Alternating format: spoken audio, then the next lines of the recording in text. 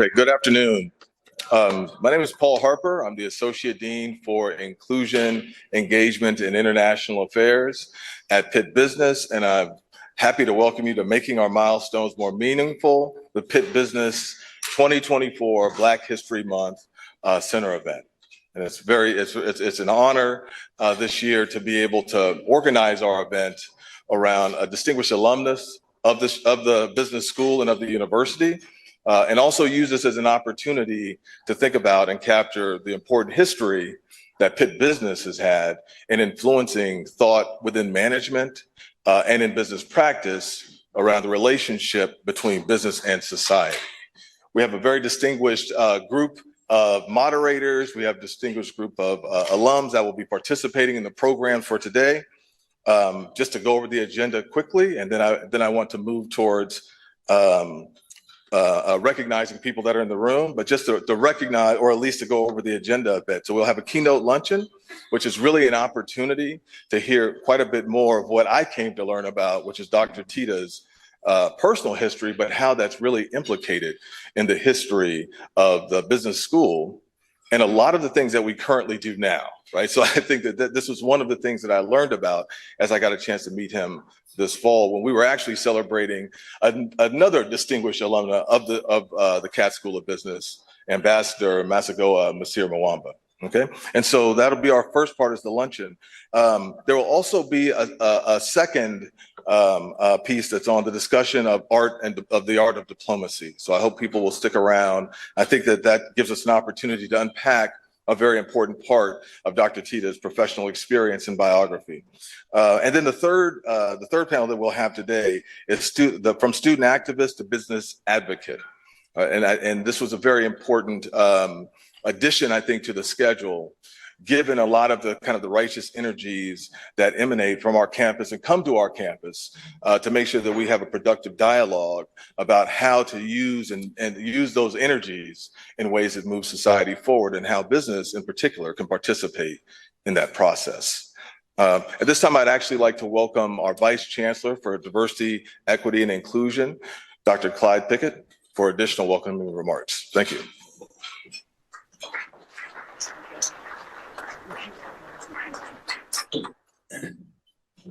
Well, greetings. It's good to be with you. As was shared, I'm Clyde Wilson Pickett. I serve as the university's Vice Chancellor for Equity, Diversity, and Inclusion and Chief Diversity Officer. Certainly on behalf of all of my colleagues here at the university, including Chancellor Gable, it's a privilege to be with you, and certainly a privilege to be in the company of Dr. Tita. Certainly, we thank you for all that you've done and made possible in your work and time with us here at the University of Pittsburgh. We had an opportunity last night to spend some time with Dr. Tita and others who were part of our community and blazed the trail in many ways for the reality of an Office for Equity, Diversity, and Inclusion. We are reminded that we stand on the shoulders of many who made it possible for us to be here. And their legacy is critical in us thinking about not only our observance of Black History Month, but the ways in which we continue to advance the work to make the university more inclusive and more equitable for all. And so on behalf of all of my colleagues, certainly it's an honor and privilege to be with you. I'm looking forward to the discussion today. Certainly we're in the midst as a university of observing the year of discourse and dialogue, and certainly the art of diplomacy and the ways in which we think about diplomacy being a critical resource and tool to have dialogue and exchange is an important part of how we continue to advance and create an environment of learning. And so excited to be here. Thank you, Dr. Harper, for the opportunity to allow me to be here today and for creating this for our community. So looking forward to all that will come in the time ahead. Thank you and be well.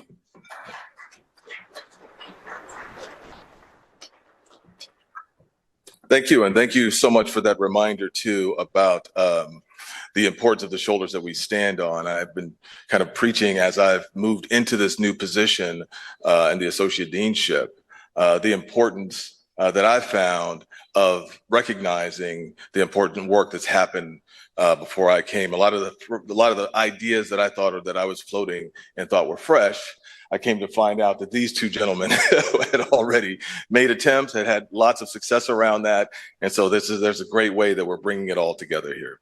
I definitely want to recognize some individuals that have joined us online and also in person.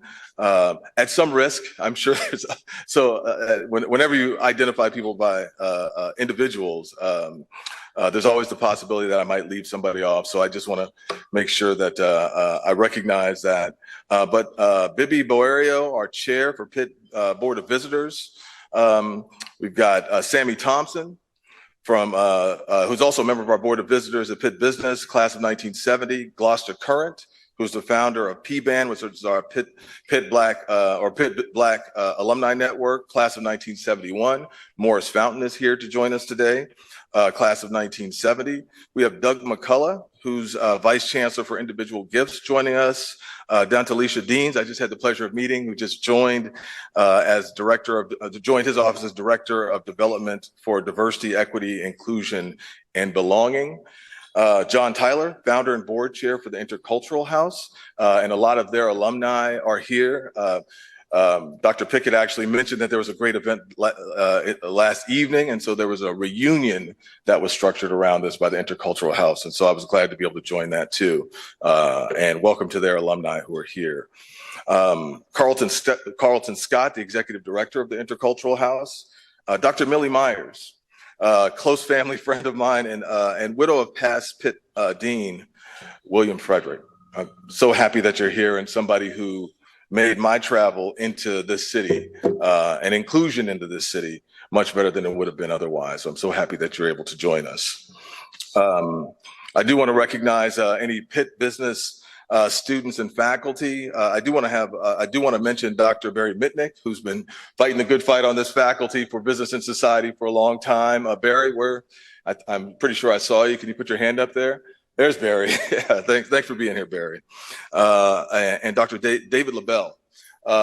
Dave, I want to mention Dave because after the murder of George Floyd, our university and our school was wrestling with what we should be doing and what our path should be forward. And under his leadership, our entire faculty went through a series of trainings to receive the certificate in EDI and inclusion. And that's not something Pitt just gives away. Right. So I haven't had a chance, Dave, to thank you. So I'm choosing this moment to thank you publicly. So thank you very much, Dave. Can you wave your hand so people know who you are? Thanks, Dave. I see Associate Dean for Pitt Business, Becky Badawi there, who joined at the same time I did in the leadership. And online, I think Catherine Covarola, the interim director of the Center for African Studies, she should be joining too. And so these are folks who have been very instrumental in the events that we have today and the plans that we have in moving this energy forward. At this time, please let me introduce Clarence Curry, class of 1971, who's actually on the stage, but I'll invite you to come up to the podium. You have biographies of all of our moderators on the back of your program, but let me read Clarence for you, read your biography into the record here. So Clarence Curry has been actively involved in economic development, marketing, planning, and advocacy for small and minority businesses for over 40 years. He served on the faculty of the Katz Graduate School of Business, University of Pittsburgh for 25 years, where he taught statistics, marketing, and entrepreneurship. He has also taught management classes at Cal U and the Center for Urban and Biblical Ministries at Geneva College. During his tenure at the University of Pittsburgh, he founded and managed the Small Business Development Center and the Advanced Technology Entrepreneurial Center, both of which are still operating here. Those programs were instrumental in the startup and growth of over 1,000 small and mid-sized firms. Services provided to those firms included formulation of business plans, funding for loans and grants, as well as certification for MBE and WBE status. His academic training includes a BS degree in metallurgical engineering from Lafayette College, an MBA from University of Pittsburgh, and an MSIA from the Tepper School of Business at Carnegie Mellon. Please help me welcome Clarence Curry to the podium.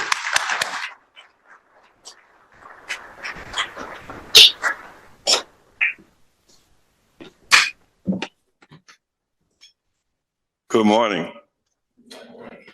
I want to thank Dr. Harper for initiating this program, which gives us an opportunity to kind of document some of the history that Black and women individuals have played in transforming and broadening the horizon of the business school.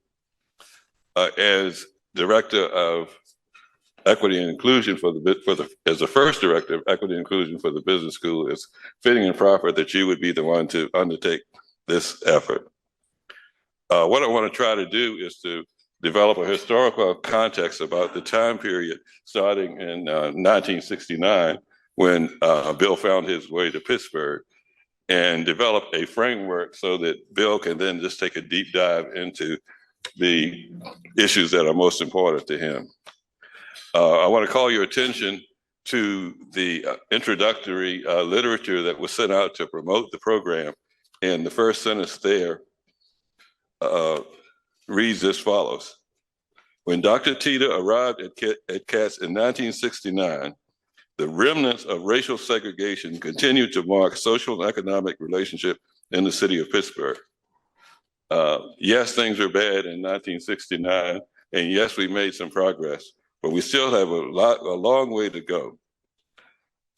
If we look at, and I taught statistics, if we look at income, the median income in 1970 for everyone in the country was $55,000. Median income family for Black families was $35,000. If we jump forward to 50 years to 2020, the gap persists. The actual percentage gap between between Black folks and the overall population, the gap has been closed a little bit. It's gone from 65% for Blacks in 1970 to about 70% now. Some other highlights of that time period, first going back a little before 1970, Pittsburgh suffered from the displacement of 8,000 residents from the Lower Hill, when in the name of redevelopment, about a third of the Hill District was demolished. We're still trying to recover from that. And I've been involved until very recently into the Lower Hill Development Project, which is restoring 28 acres, which was the site of the former arena. And the first building going up on that site, F&B Towers, is going to be opening very soon. Also, during that same time period, the Center for Race and Social Problems at the School of Social Work here at Pitt has run a series of studies documenting the role of race in the development of southwestern Pennsylvania. And they have produced a litany of studies comparing Pittsburgh to other cities, which show that Pittsburgh region ranks at the bottom and compared to similar cities in a variety of dimensions related to economics, health, and education.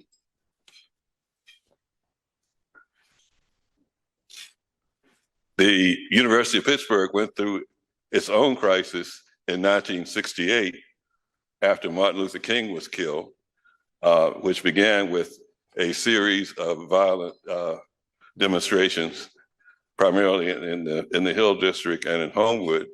But we had, and Morris and I were talking about this before we started tonight.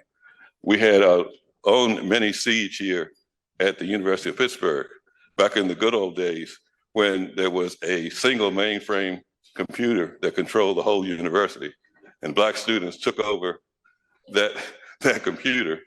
They also forced Wesley Posbar, the chancellor then at that time period, to put a secret escape door into his office so the students could no longer lock him in his office. As a result of the demands for the students' demands primarily were for more students, more support for students, more Black faculty, and also for the creation of the Black Studies Department. The business school, in response to this, created their own affirmative action program, which led in 1970 to the enrollment of 6 African-American students. That included Morris Fountain, who was here with us today, Sammy Thompson, who I think is on Zoom with us, and Dr. William Tiga Tita. They also, at that time period, we employed our first Black faculty person, Dr. Alex Williams, and we had a minority recruiter, Bill Kendall, who also became a good friend of mine. I came along the next year into the class of 71. So I came to campus in the fall of 1970, along with 17 other minority students. Bill and I met very early on that semester, and we became close friends, and we've stayed friends for the last 50 years. At this time period, there was also the expansion of two new academic disciplines related to business. The first was entrepreneurship. The second was business and society. And the business and society was led not only just at Pittsburgh, but also nationally by Dr. William Frederick. And his widow is here with us today. And one of Dr. Frederick's favorite students was Dr. William Tita. The other issue that I want to stress is that Pittsburgh ran a grand experiment at the business school. So between 1970 and 1975, the University of Pittsburgh granted MBA degrees to at least 75 minority students. Some of us have personally tried to track that success. And also Terry Collier is with us today, who was in my class of the second group. Almost all of those students graduated. There were there was quite a bit of diversity among those minority students. There were a few of us who had attended good white schools and who had reasonable test scores, and we were kind of considered like the regular admits. We were the ones who would have probably been able to get in without the affirmative action program. But I want to stress is that almost all of those students who had a wide range of GMAT scores, which I think has been the boogie bear, which has prevented a lot of current applicants from enrolling in the business school. I don't think we've done as much as we could to look at the success of those students and to use that database to help us formulate some reasonable admission and recruitment policies in terms of which HBCUs graduate the best students, and I don't want to go into that at this point, but there are a range of HBCUs, just like there's a range of white schools. The other thing is, how did the minority students impact the faculty and the other things that were going on around Pittsburgh? I remember one of the required readings in my business and society class was the autobiography of Malcolm X. So think about what the student interaction would have been in an all white group versus what it was like when we had minority students whose opinions at least had to be respected by most of the students and some of the faculty. There are other questions. How did the faculty perceive us? Was the program a success? What did this experiment tell us about bringing minority students into a previously all-white environment? And how should that experience impact what we need to do moving forward, given the recent Supreme Court rulings about affirmative action? And now I'm going to turn the format over to Dr. Tita with a word from the Black Church. Brother Tita, teach. Brother Tita, preach.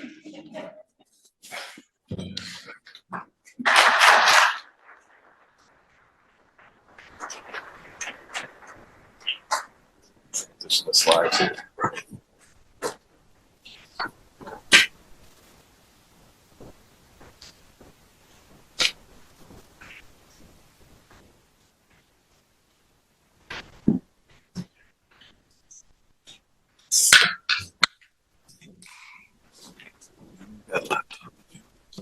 No.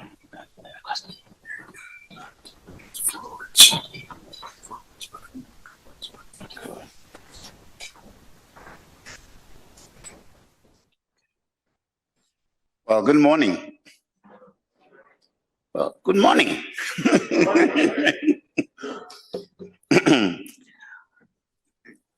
First, Paul had told me I had between 11 o'clock and 1:30 to speak because he had heard rumors that I could talk like Castro for 27 hours. Then when he found out a little bit more, he started reducing it.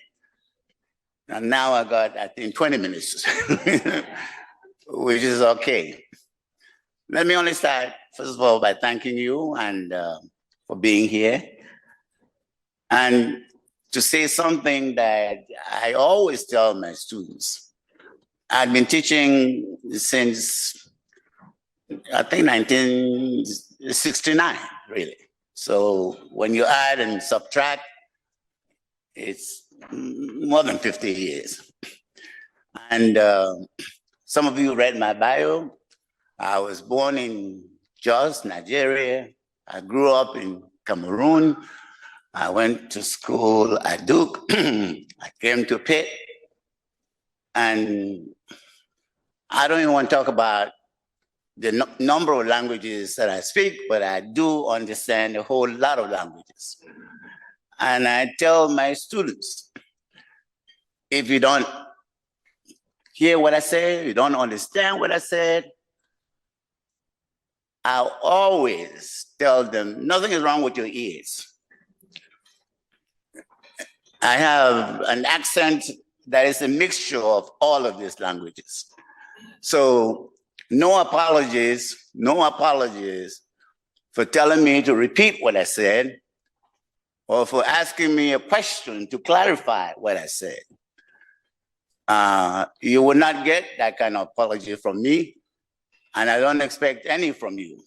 But we know the American way. Professor, did you actually say something that might be on the test?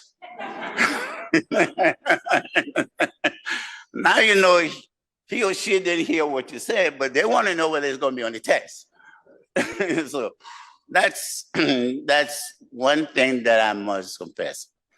The other thing, some of you read my name, William Tiga, Tita. I know people that prefer to call me Tiga, like John Tyler. He has told me many times, of all the names you have, I just want to call you Tiga.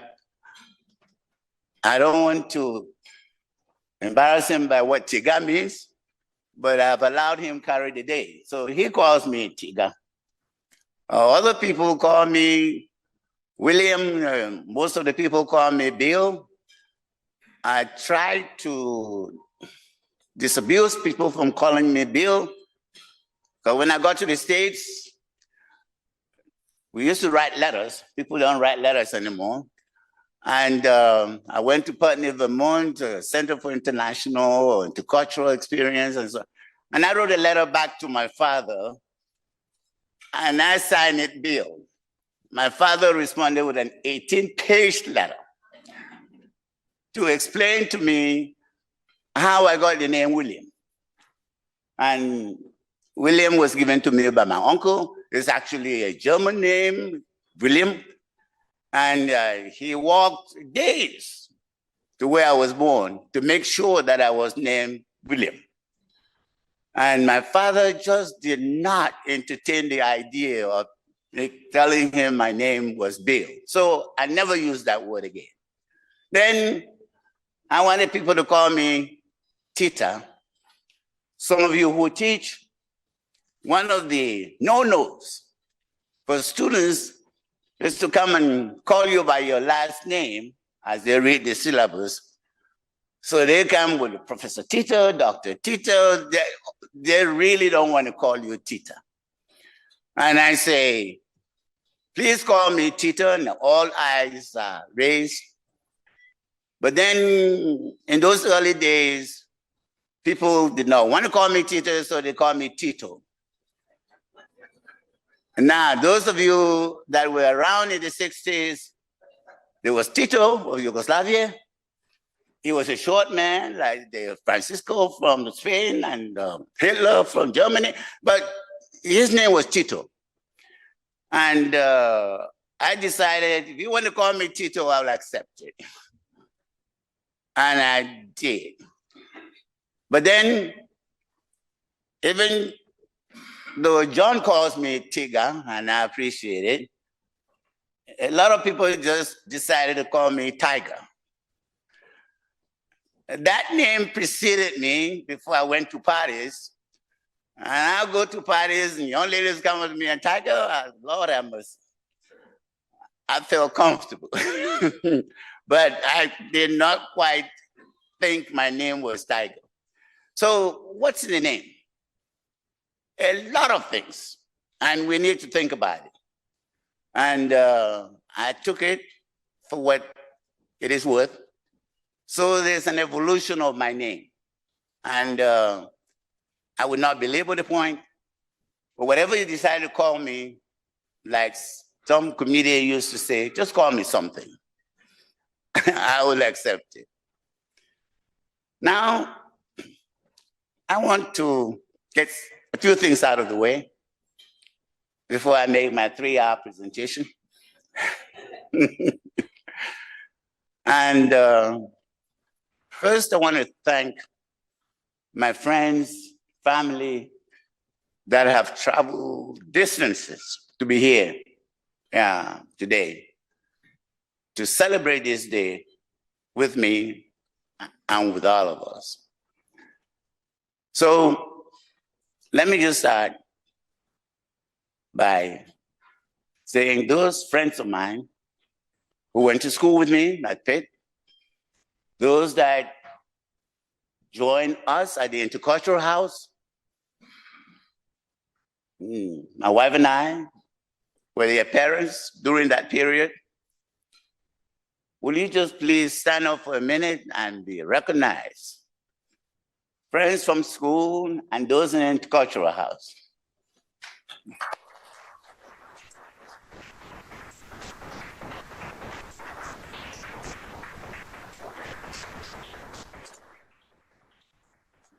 Please sit down.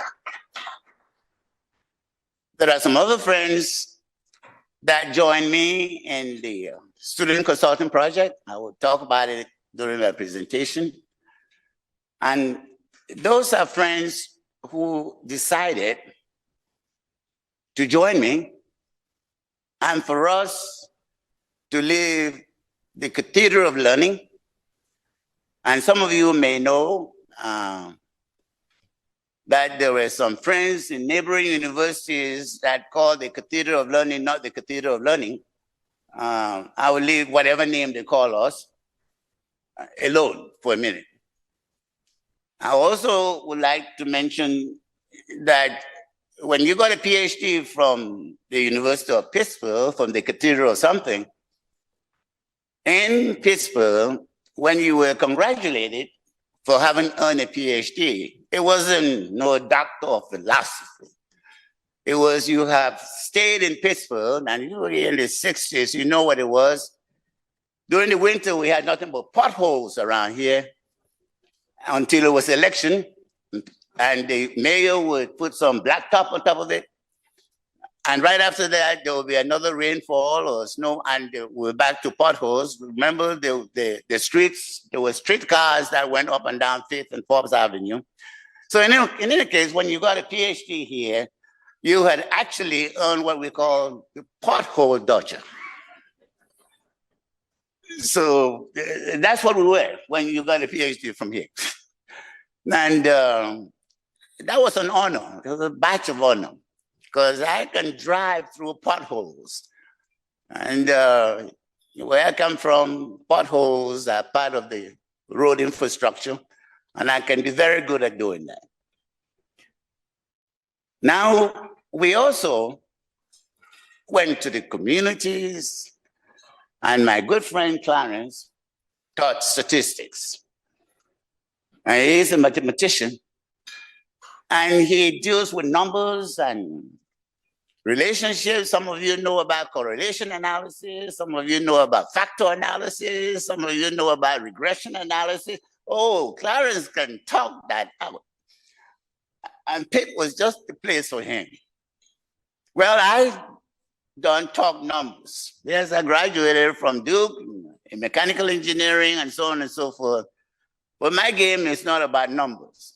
It's about relationships. When I look at people, I look at the relationship between them. I don't look at numbers. And that is my focus. So I appreciate my friend Clarence, who can talk about income differences and how it has changed and all of the things that define significance and all of those things. And he compliments some of us a whole lot. And I listen to him carefully, because when I contextualize what he's saying, I'm talking about people, not numbers. And that's a good thing. We've been friends 50-something years, and I listen to what he has to say, and I put it in my own world, and that's important. Now, I just want to say one thing about a good young man, Richard Walker's. He's sitting right there. And I would have loved to introduce this young man. He was not only my student assistant, and he went with me into the community. And during the time when we were assigning people into the community, Richard was one of those people we sent to the north side to work with a businessman. And Richard went there to do consulting. When he got there, his task was to do some inventory control and use the inventory control model from the business school to make sure that this business person got to know about reorder points. Some of you know about reorder points and so on and so forth. So he went there to do the physical count of the inventory. He went there, and when he came back, all I said, there had been a flood. And when he went there, all of the inventory was underwater. And so he had nothing to count. But he wanted to know, how do you account for that? Because he found out first, the business person didn't have any hazard insurance.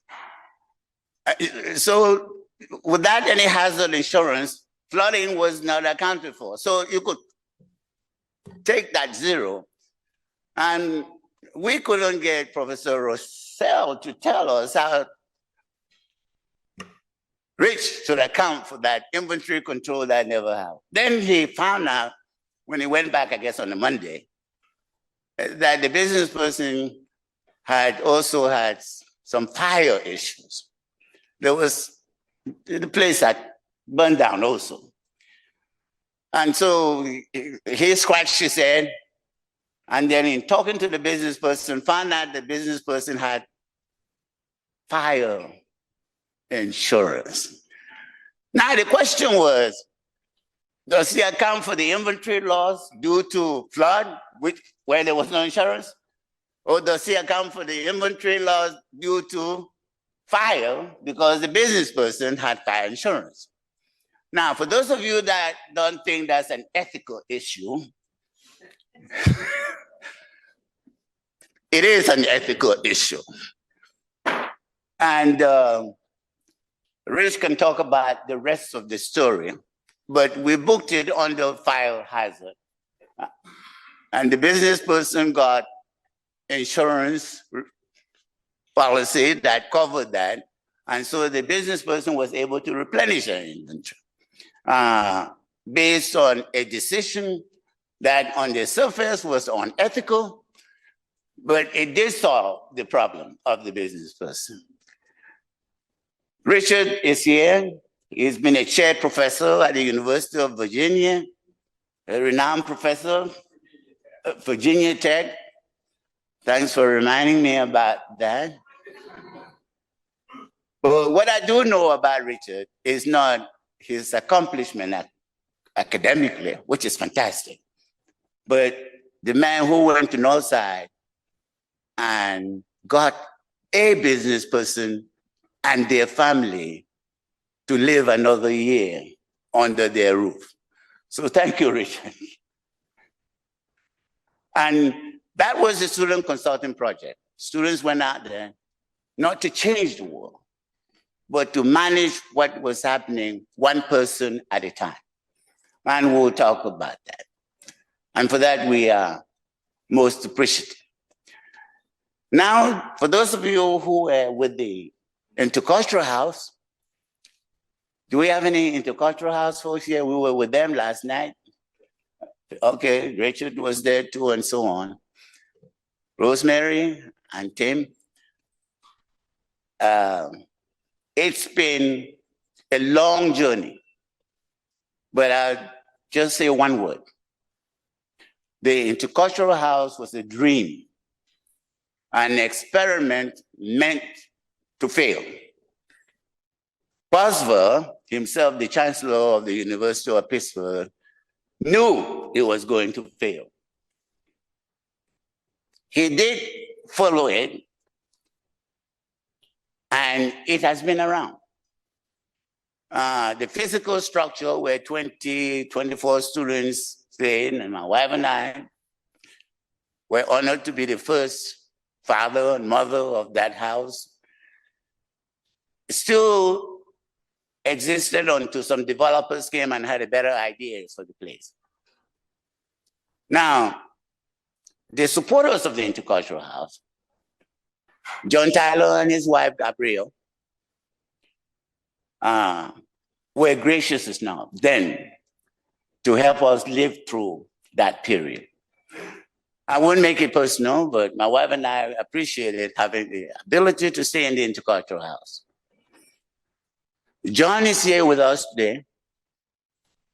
And last night, for those of you who were not there, the dream of the Intercultural House, the vision of the Intercultural House, which was to have Black and white students, basically, to live with each other in the same room for more than 6 hours, was a dream.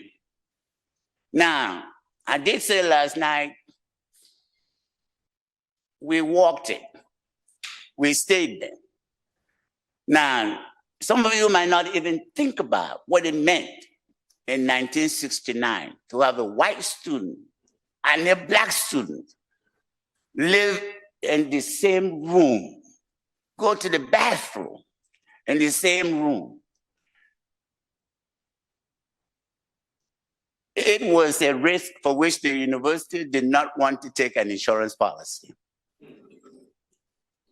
And Boswell externalized that cost by saying, if you stayed there, that means if you were a student, white or Black, and you came and dared to stay in the Intercultural House, Boswell guaranteed you full tuition for your stay at the University of Pittsburgh.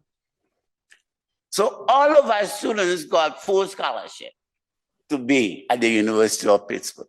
In addition to having free room and board, and as John will reveal to us, the director of food services at the University of Pittsburgh decided if that was going to happen, he would donate food. He would cater food for all of those students from the university for the year. And so the students had free food, free room and board, and free scholarship.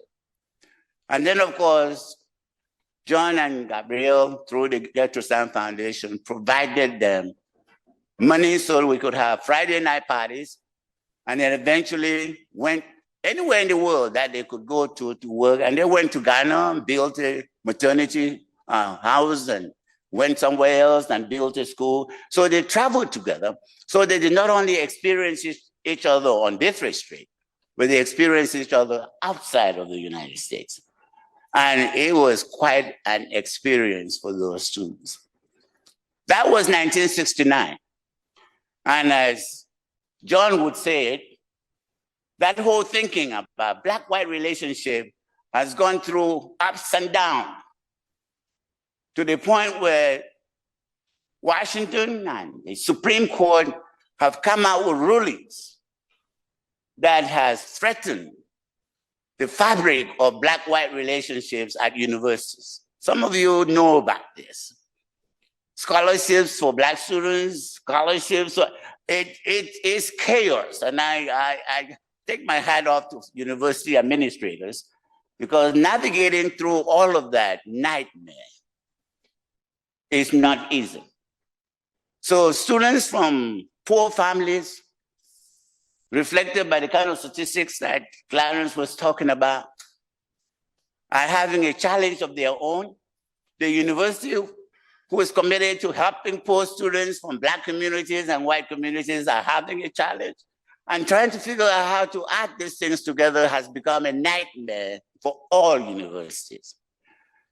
So when last night, John indicated and suggested that that vision of bringing Black and white together within the context of the university is still an important vision. Maybe not totally realized, but it's still an important vision. I thought it was great. And I would just love to recognize John because in the goodness of him, the foundation has committed $300,000 to continue for this dream to be realized at the University of Pittsburgh. And Paul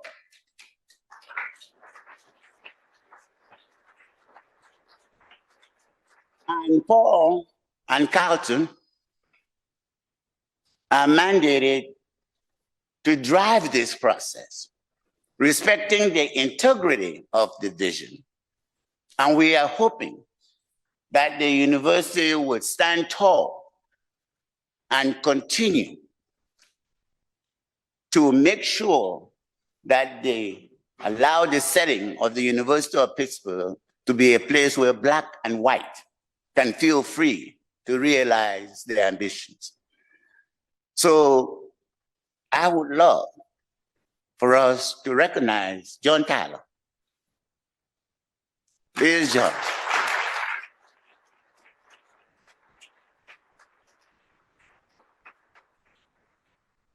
John is a man of two words, so I wouldn't put him in the embarrassing situation of making a speech. But those of us that are going to be here, you can meet John. And he made a long speech last night, so we'll spare him the trouble of repeating himself. But like they say, actions speak louder than words. And his actions have spoken. And the university would have to take it from there. And our pallbearers, Paul and Scott Carlton, you have the charge. And we will hold you accountable when it doesn't happen. We would be with you in spirit to help you in any way that we can. Thank you on that. Now, I'm through thanking everybody. Again, let me end that piece of thank you note.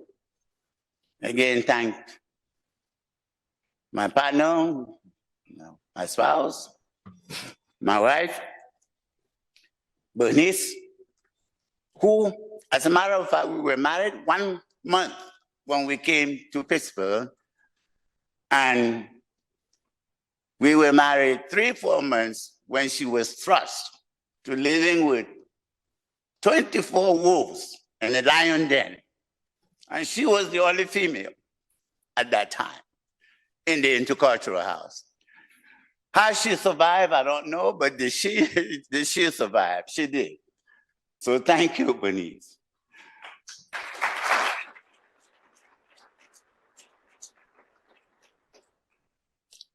Now,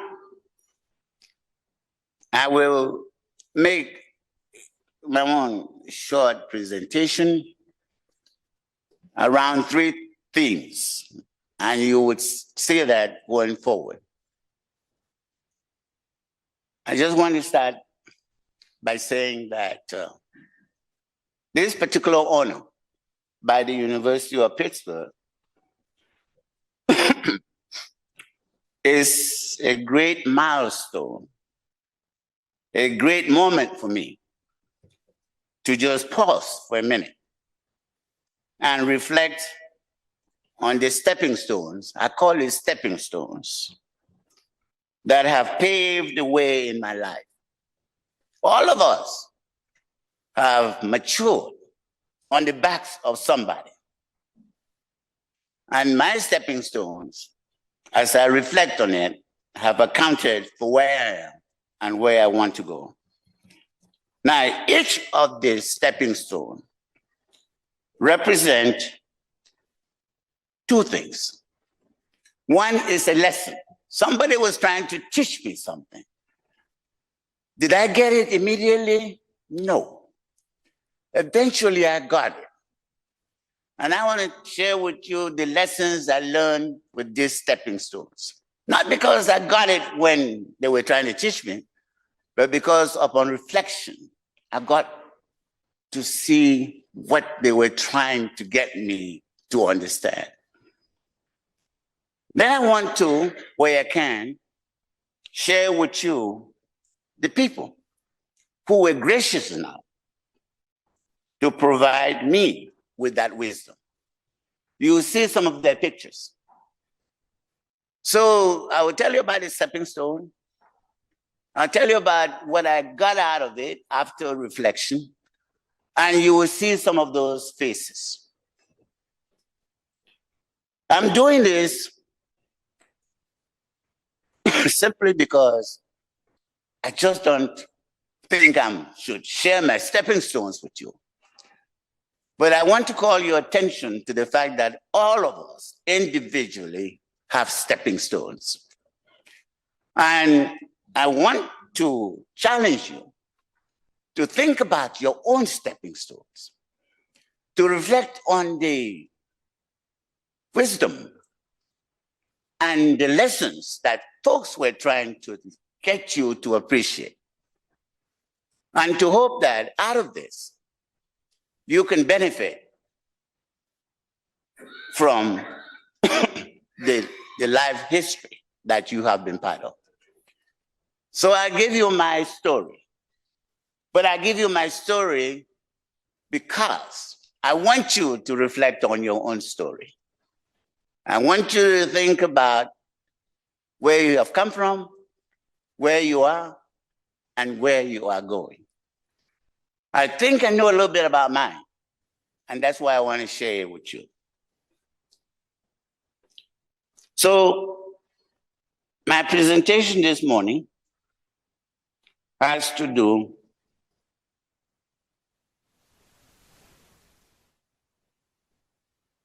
where's my IT person?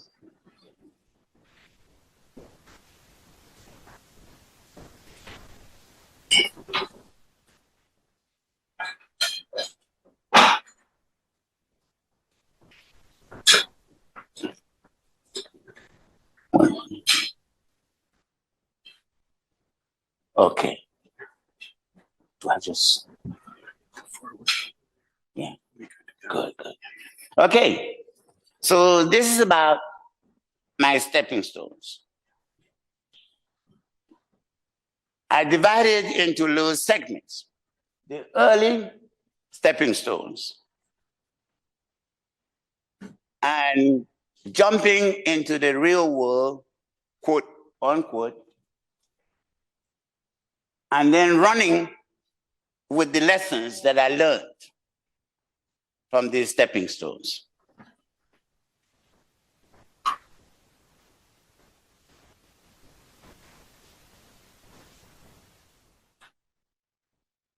Now, these stepping stones constitute what I call the influences in my life.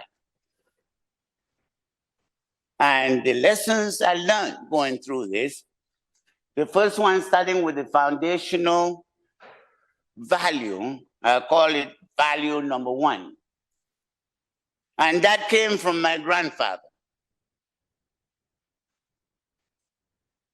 That is my grandfather. He is at the top.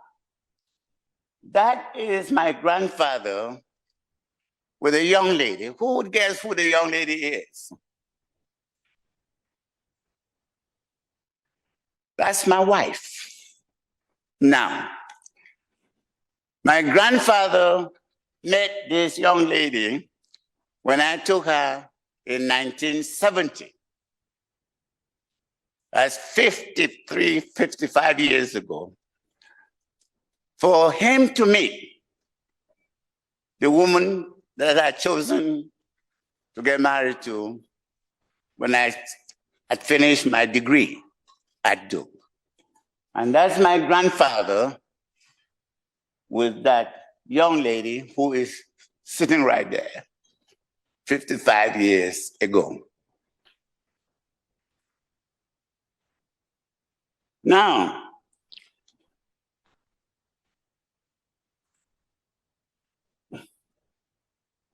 I want to tell you about my grandfather. And lesson number one.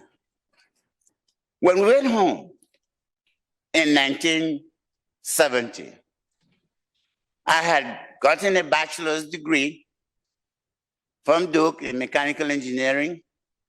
I had gotten a master's degree in business from Pitt. I was married. And when I got home, like all good kids that have succeeded, I wanted my grandfather not only to be proud of who I was, but I wanted to show my grandfather how appreciative I was for having grown with him. And so I landed in the capital city. I made sure I bought a big, big bottle of schnapps. Some of you may not know about schnapps, but it would be the high-grade whiskey that you can think about. And I took this bottle of schnapps to the village where my grandfather was. And I gave this bottle of schnapps to my grandfather with all the pride, with all the expectations of thank you. My grandfather thanked me. He appreciated that I'd given him that gift. But my grandfather always had an entourage around him in the evening. And I watched my grandfather open up this bottle of schnapps and pass it around. And I watched those people not only appreciate what they saw, they drank with all kinds of joy. And I watched that bottle of schnapps go down and down and down. And Lord have mercy, they finished that bottle of schnapps. I want to let you know, there was one person that did not appreciate that. I was pissed. And when I left, we're going to go back to the city where we were going to go to the nightclub and so on. I walked a little bit. I came back and called my grandfather on this side. And I said, Grandfather, I did not mean to bring this expensive whiskey for you to share with you. You know what my thinking was. These no good folks that come by all the time. to eat where they haven't shown, to drink where they did not even contribute a dime to my. I told my grandfather that it was meant for you. And I want you to know, for the first time, and I grew up with my grandparents, the countenance, facial expression on my grandfather's face changed. He became really mad. He became very bitter. And as I looked at him, get angrier and angrier, he told me, he said, son, if you think you brought the whiskey so I could drink it alone, I beg you, I plead with you, don't bring any whiskey to me anymore. As a matter of fact, bring me no gift again. And I got the message. My grandfather was angry. I left and went to the city to enjoy myself with my there in the nightclub.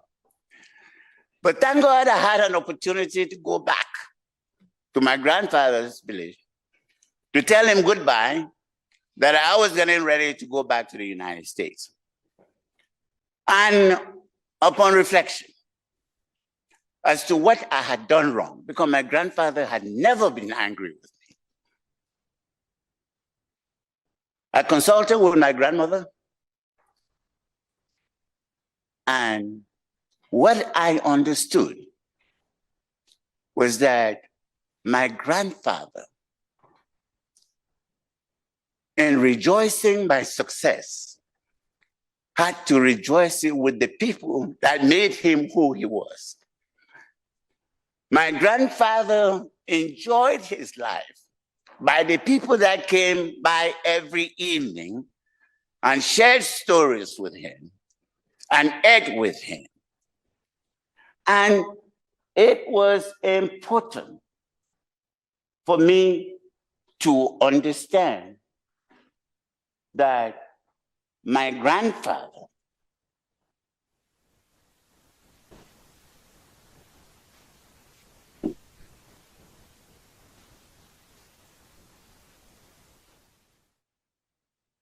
was trying to teach me something. That is the communitarian value. Communitarian value. The Ubuntu value. For those of you, the MBA program, or you've taken courses in what's the difference between the work group in Argentina and the work group in South Africa and the work group in the United States, there are 4 or 5 values that Hofstede identified that differentiated between groups in different countries. And later on, he found out he should add another one to it, which was Confucius.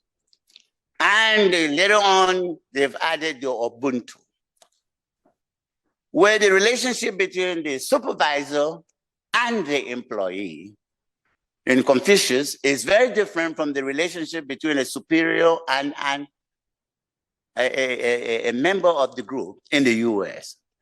And Ubuntu and the communitarian value is very different from what we are used to here in the United States.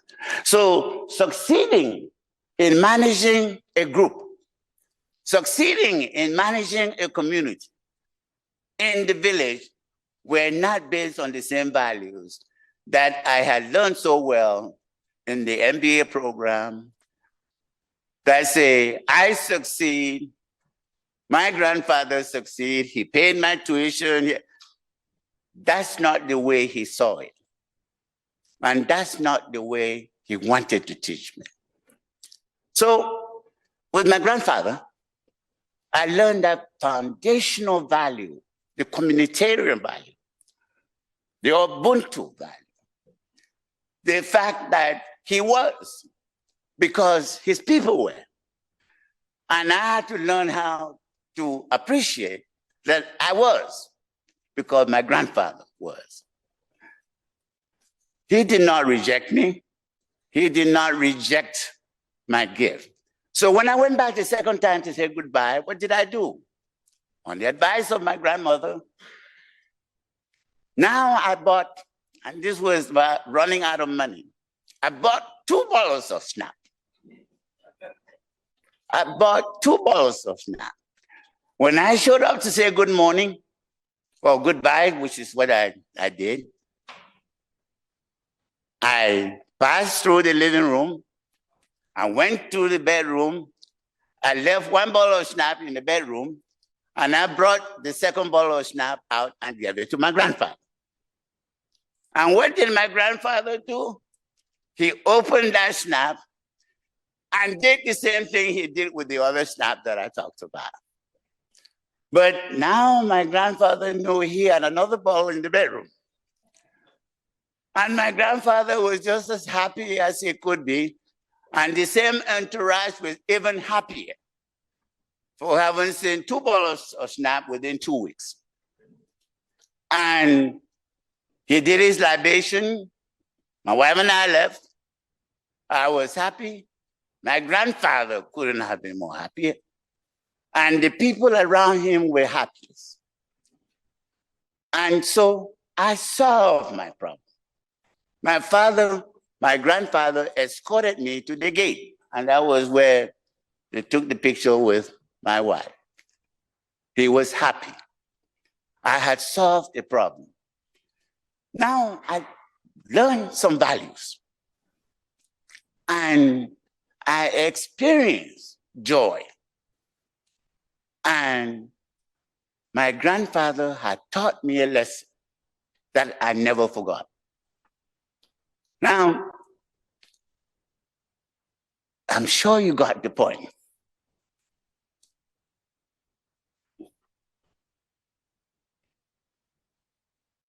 I go to the second foundational stone, stepping stone. Now, the lady is sitting there is my wife's grandmother. My wife's grandmother. An important stepping stone.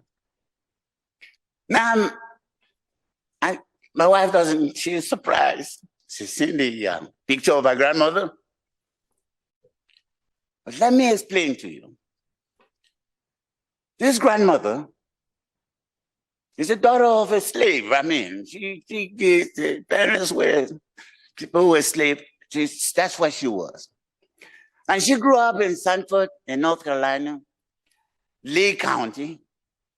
But when I met my Bernice, and we decided to visit her little town, Sanford, North Carolina. Grandma was one of the people that I met. Now, if you talk to her family, she had a reputation for being the best ironer in Lee County. White folks all over Lee County took their clothes to grandma to iron. She was the best ironer. That's what people knew her to be. That's what I was told. And I appreciated that. Grandma was also another thing. She wrote poetry. She could have been ghetto style. When she read her poetry in church, the crowd was mesmerized. She wrote poetry. But nobody knew Grandma for being a poet. I went to church. I heard her recite her poetry. I was just mesmerized. But you'll be surprised. That's not what Grandma represented to me as my stepping stone. When I went there the first time with Bernice, I did not sleep in her parents' house. I went over to sleep with Grandma. And Grandma put me in the bed and put one of these quilts. I don't know whether any one of you been to the side. That thing covered me. I thought she didn't mean for me to sneak out, find her. God, that thing was so heavy, I couldn't turn. But I went to spend the night with Grandma. And Grandma couldn't cook. She was a bad cook. Simply because I guess our daughter-in-law, my wife's mother, was a great cook. With that story, I can relate at some point. So nobody really thought about Grandma as the person who I was going to the house with. But while we sat there in the evening talking, Grandma turned to me and she would call me Bill and laugh. Grandma would say Bill and laugh. She asked me a very simple question. It wasn't even a question. She said, Bill, is this come see or come stay? Now, I don't know what you all would interpret with that question. But Grandma said, Bill, is this come see or come stay? And she had a smile on her face. It startled me. I didn't know how to answer the question. Believe me, I had been in the country. When I came to the United States, I went to the Center for Intercultural Understanding in Putney, Vermont. I had stayed over with my host parents. My host brother is there. And I got there on August 2nd, 1966. I stayed with them 6 weeks or so before I went to Duke. I'd been at Duke. And folks, I understood what it meant to play the field. Now, all of you know what it meant to play the field. I was a young man developing tremendous capacity on how to play the field. I had my Mustang, and then I had a girlfriend. She was gracious enough to allow me to travel with her to say hello to her parents. And then I go there and Grandma says, is this come see or come stay? I thought about this. And while I was being startled, Grandma said, my little young brother, the brother of my girlfriend at the time, he said, Ronnie, you go around the corner and get a little nip for us. And that little young man took me around the corner. We got into this little house next door, and I bought a bottle of moonshine.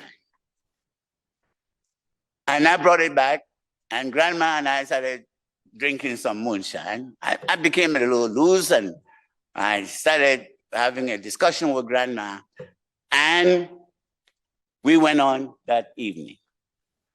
Now, for those of you that need translation,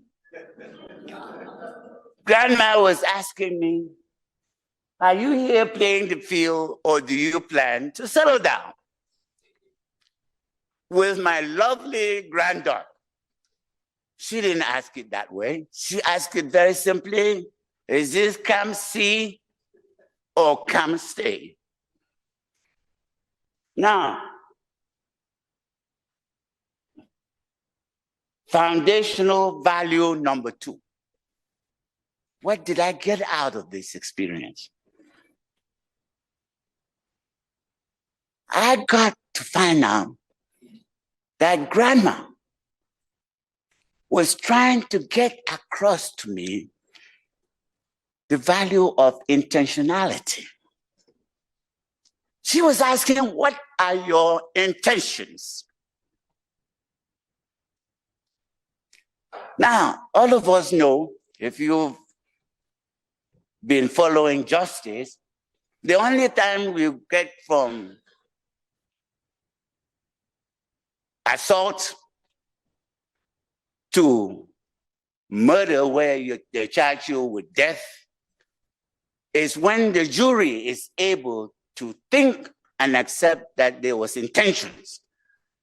If they cannot get to intentions for killing somebody, you cannot be charged with first-degree murder. All of us know that. Now, grandma is trying to get my intentions for her granddaughter. And she asked it in a nice, jovial way. I didn't quite get it, but I finally got it. And I don't know whether that's the reason we've been married 55 years, but grandma grounded me in terms of intentionality. I didn't stop playing the field right away, don't get me wrong. But every time we went down to Sanford and grandma looked at me, I let her know I'm come stay, not come see. And grandma had some other ways of expressing this. I had a motorcycle. I always rode a motorcycle. My dear wife here would not even get on my motorcycle back in 1960. Guess who rode the motorcycle? Grandma. Grandma got on back of on my motorcycle, and we vanished into the woods of Sanford, and we came back 1 hour later on when everybody had almost become drunk, because they were wondering where grandma and I would end up. So grandma was a lot of things. But the foundational value that I learned from grandma was intentionality. When I went to all of these doctorate degrees and social ethics, I read books about intentionality. I have authors and books that I can quote for you.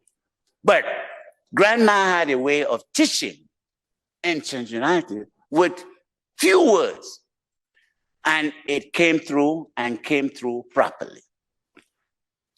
Now, that's the family that developed as a result of grandma's intentionality. Now, let me go on to another value.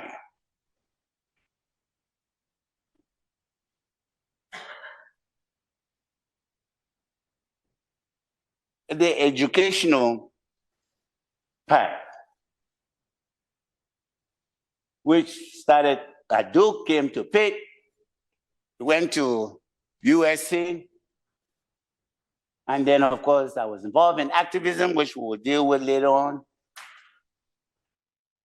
These are the students who decided to join me to go into the Black communities to talk to Black business people. And it wasn't about teaching accounting and inventory control. It was about establishing relationships that we never had.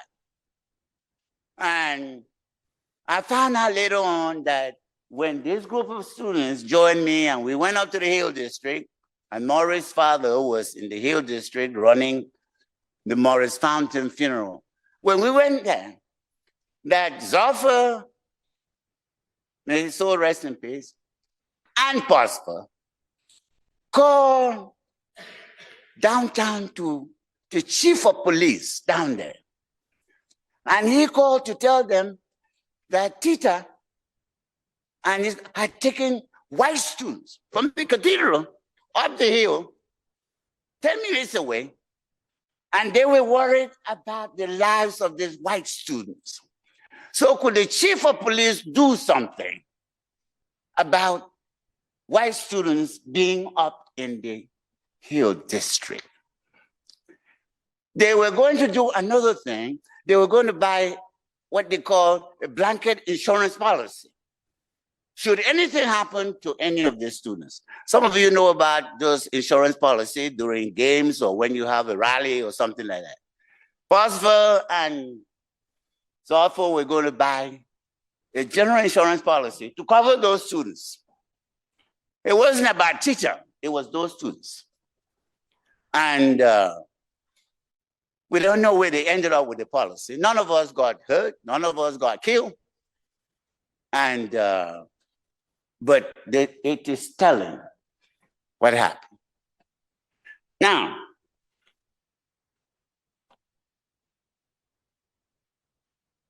I had all kinds of people through my educational trip at Duke, at Pitt, at USC. Next was the conceptualizer, Bill Frederick. I'll let him speak for himself. When I met William Tiga Tita, he had already given much thought to questions about standards of morality based on the circumstances that he had faced at such a young age. He was extremely eager to learn about the world of business as a newly minted engineer in training, EIT. At the time, corporations were largely about making as much money as possible, with little regard for the community needs and interests. Tita's generation were increasingly growing restless and questioning the rightness of this orientation in the face of all the isms, racism, sexism, war, etc. B schools were obliged and similarly oriented. It was quite a divide. Our guiding team consisted of many talented individuals, notably Norman Dixon, Ian Mitroff, Don Bowen, Dave Blake, and later Peter Drucker, who was catalytic in the establishment of the USC Kent Fellowship Program to mint new ethicists on an accelerated basis. William Tiga Tita, his cohorts, and my guiding team worked tirelessly to embrace the emerging concept of corporate responsibility. Pitt quickly became the intellectual epicenter of this movement. The dream was to have Pitt as the pasture land, the greenhouse, so to speak, for fostering this concept, CSR1, CSR2, CSR3, ECTT, on a global basis. The idea, born a decade and a half earlier, had taken roots at Pitt, needing just further nurturing for its development and testing on a global basis. Today, we simply wish to take stock and ask, what happened?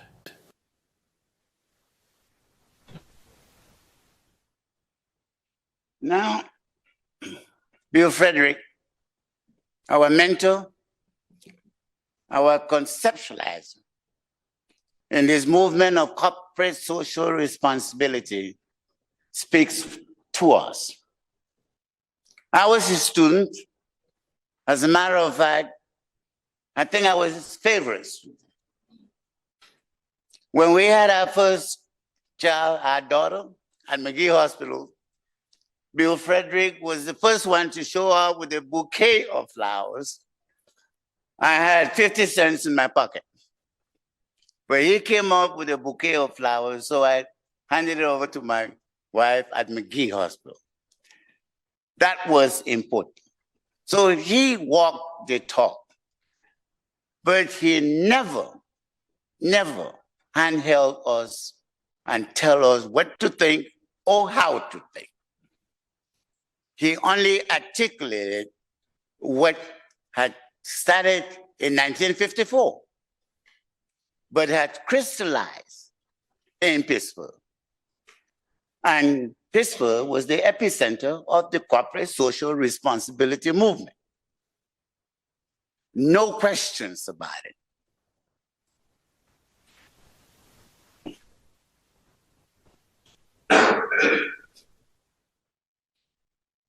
So Bill Frederick became the father of CSR. For those of you who wonder what CSR means, it means corporate social responsibility. And there's corporate social responsibility 1, and there's corporate social responsibility 2, and there's corporate social responsibility 3, and there's corporate social responsibility 4, and so on and so forth. Now, corporate social responsibility 3 is not corporate social responsibility. It stands for corporate social rectitude. And so for those of you that wish to read on it, you'll find out that CSR1, CSR2 is different from CSR3. But we learned these things. He was the conceptualizer. And he resonated with us because he was speaking what we thought, how we felt. And that was important for a lot of us. Howard Bowen started this in 1954. Martin Luther King, a theological revolutionary, continued preaching the same gospel. Nelson Mandela preached the same gospel. Gandhi preached the same gospel. Kofi Annan preached the same gospel. And I want to let you know, I did meet Martin Luther King, 64 when I went to Duke, or 66. I did meet Mandela when I was at the UN. I delivered the rewritten Constitution of South Africa to him personally. And I never met Gandhi. I read about him. But Kofi Annan was my boss. I worked with Kofi Annan until he died a few years back. And he preached the same kind of gospel. Kofi Annan, by the way, was the Secretary General of the UN. All of these people were talking about the responsibility of business to the community. We had the idea, so time to test it. We needed a practitioner, Tom Clausen. Being the president and CEO of Bank of America, the world's biggest, I was committed to continuing the tradition of community engagement. The bank, like the rest of the business community, was challenged with several social issues that were becoming front burner issues. And business was largely seen as a principal perpetrator. A Latin American economic meltdown was highly impactful on Bank of America as well. There were, however, several invisible ethical crises that Bill Frederick's team brought to my attention. I volunteered as William Tiga Tita's guinea pig during his formation as a professional ethicist. So that's what I did. I took the theory of corporate responsibility and tried to make it a practice. Although we worked tirelessly on this issue, it wasn't my only focus. Family is important to me, and spending time building a relationship with William and his daughter, Nai-Jo, during our off-site 10-day retreat was equally as significant.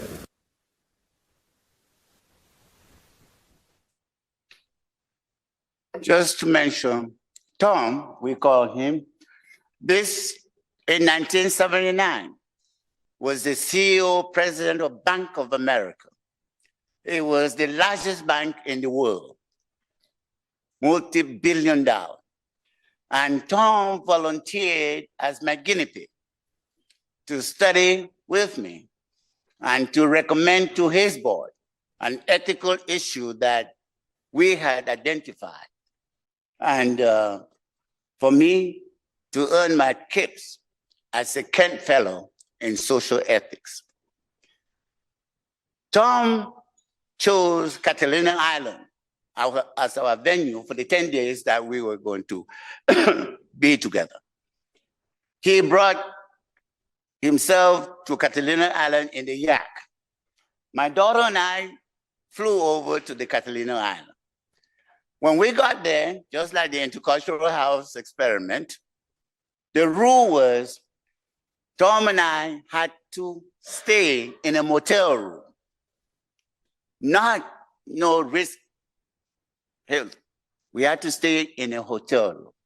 So we got into the motel and there was a bunk bed. And then of course I had brought my daughter, Nai-Jo. And so we had to decide very quickly who was going to sleep at the top and who was going to sleep at the bottom. And while I was trying to defer to Tom, who was chairman president of Bank of America, I was awed by this man. He quickly dispelled the notion that we were different. And he said, Tita, we don't need to flip the coin. I'm going to sleep on the bed below. And the reason I'm going to sleep the bed below is that I am a family man. I read stories to my grandkids. So my responsibility is in the evening, I would read the story to Najo. And when she goes to sleep, you and I go out and have a little cocktail and continue our discussion. And that's what Tom did. He read the story to Najo. Najo went to sleep. And he and I stepped out to continue our discussion on ethical things. And Tom, you may know, was CEO, chairman of Bank of America. He was Italian. Bank of America is always known to be, was an Italian bank, but it has grown and had become the biggest bank in the world. And they had their problems. But I'm not here to talk about the problems. Talking about Tom, who was a human being that wanted to teach me one or two values. His value was that he was a family man. And he wanted me to understand what family values constituted. And so he slept with me in a motel for 10 days. We discussed all kinds of ethical issues. But at the end of the day, he left me with that understanding that family is important.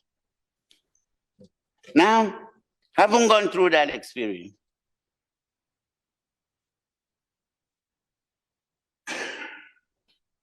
this is Najo. Najo has grown. She is the chief marketing officer for a $70 billion company owned by an Italian family. Now, most of you may not even know this company, but it's a $70 billion company. They own pet care, for those of you that like dogs and cats. They own the confectionaries, and they own like 87% of all the veterinary hospitals in the US and around the world. Now she's grown to become the chief marketing officer, chief branding officer. And needless to mention, her association with Tom, the Italian values that Tom was trying to bring to bear in 1979 has paid off 50 years later on. So when that family that owns Mars talk to Najo, they have a feeling that she has some kind of Italian DNA. There's no question about that. But she traveled that journey. She's where she is right now. And I reflect on Tom as a stepping stone. I reflect on the value Tom was trying to teach me. And I also, reflect on the sacrifice that Tom made for spending 10 days of the CEO president's time with me in the Catalina Island. And what did we talk about? We talked about everything. And for that, I am extremely appreciative.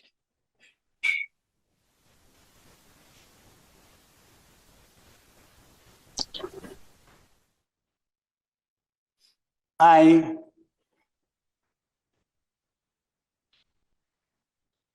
would only try to end this discussion. For those of you that are pursuing MBAs, for those of you that already have MBAs, MBA is an important degree to have.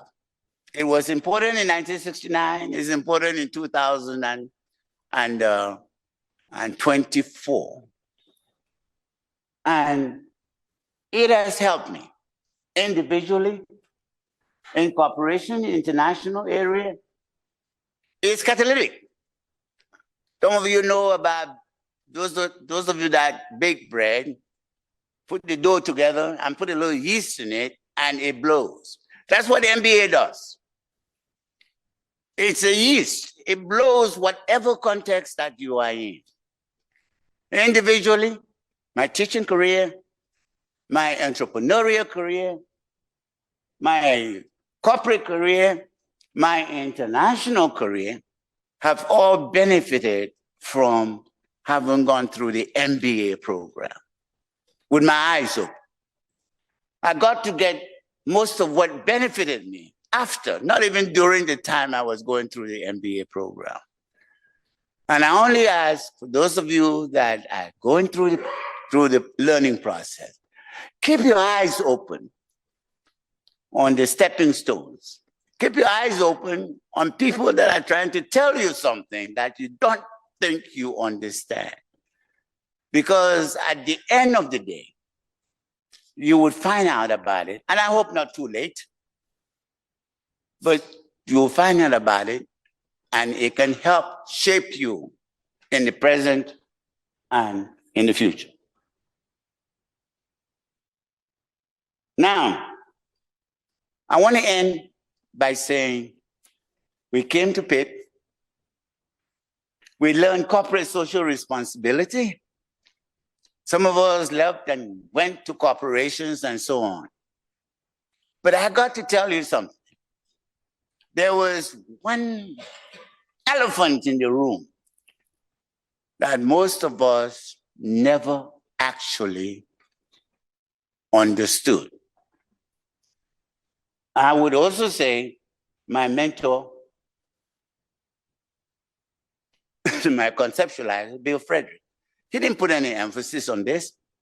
And that's the 3 Ps, profit, people, planet. He talked about profit, he talked about people, but planet Earth wasn't part of our vocabulary when we were doing the MBA. Now, planet Earth these days is known as climate change. Some of you know about climate change. When we came to Pittsburgh in 1969, the stacks, smokestacks, were up here. Before we came, you couldn't wear a white shirt from morning to evening. But when we came here, we all smelled the smokestacks. But we did not talk about it. And we did everything, and they cleaned it up, took the smokestacks down, and formed the technology corridor and all that. But what we did not know, folks, was that the smokestacks was what you saw. What you did not see was the carbon monoxide and all those things that were going into the water and going to the ground and filtering the atmosphere that have become the root cause of cancer, the root cause of climate change, the root cause of sustainability in the world you cannot see with the eyes. Some of us know that there's so much carbon that the earth can hold and so on. It's saturated, so it's going down. The earth cannot absorb it. But sustainability is not something we were taught or we know anything about. But it is climate change, and we're not taking it for granted. That is the area that I hope younger folks can get to be serious about. That is the area that is affecting all of us, Black, white, Japanese, Chinese, Africans, I don't care who you are. That's the area that we have to deal with.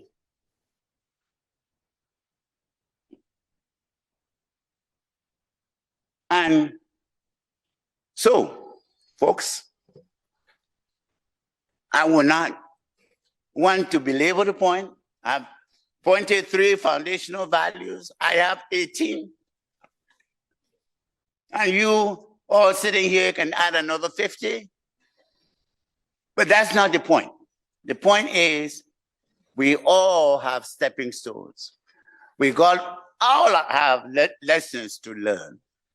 And we all have to shape a future that is consistent with what we believe is right. We've tried a few things. The Bill Frederick that I'm talking about, we want to honor him. We want to keep him. Under the leadership of Rich here, we've created a little fund to keep the memory and the legacy of Bill Frederick alive. We couldn't establish a professorship yet, so there is a speakership program that has been in place. And the first speaker in that series will be around in March. Rich? When? Okay. She's coming from Boston, right? Kennedy School of Government? Okay. Well, whatever.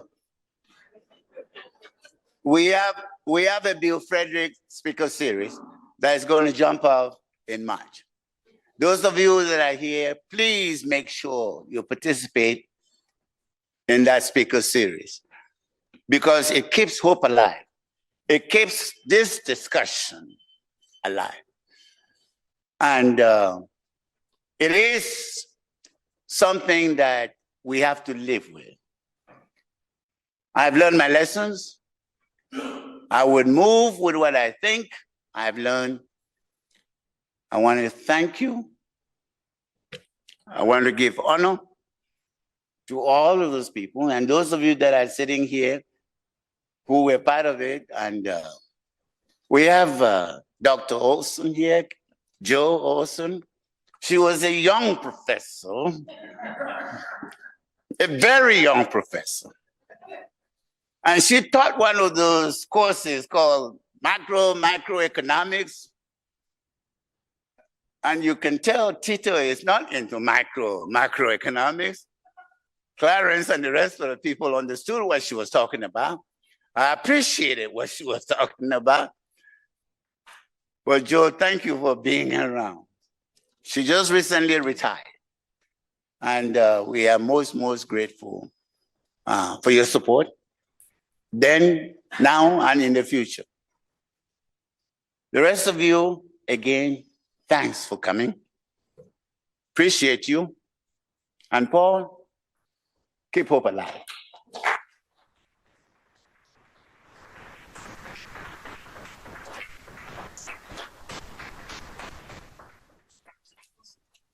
I made a joke last night about being Bill's timekeeper. So you see how efficient I was in doing that. So I'll leave it to Paul to figure out how we're going to handle the rest of it. All right. Well, we're at time for this session. I want to thank you as we close this session off, and particularly for those who joined us online. We will reconvene right here at 1:45. There will be a discussion of the art of diplomacy, where we'll actually deal with some additional storytelling around Dr. Tita's experience within the diplomatic services. And that'll be actually moderated by Professor Julia Santucci, who is the leader of the director of the Center for Responsible Leadership in Gispia. And so we'll reconvene here at 1:45. Thank you very much.